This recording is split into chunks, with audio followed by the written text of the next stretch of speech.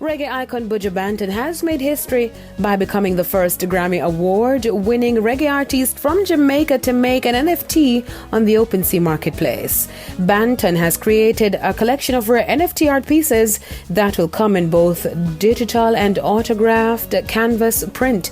In a release, Buju stated that, quote, "The intention is to provide fans with a rare one-of-one digital Buju Banton asset collectible, which can grow in value, creating an economic opportunity for NFT holders," end quote.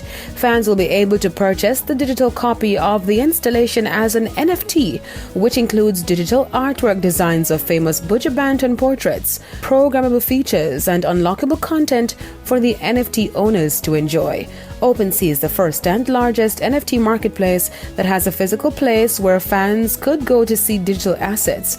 Leading up to the final countdown of the launch, OpenSea is a peer-to-peer market space for NFTs, rare digital items, and crypto collectibles.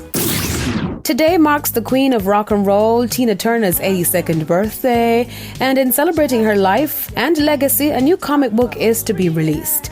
The biographical publication will detail her upbringing in Tennessee, her musical success, her struggle with her former husband, Ike Turner, and her powerful resurgence. The comic book is part of the company's Female Force series, which has in the past featured singer Dolly Parton, U.S. Vice President Kamala Harris, and former U.S. First Lady Michelle Obama.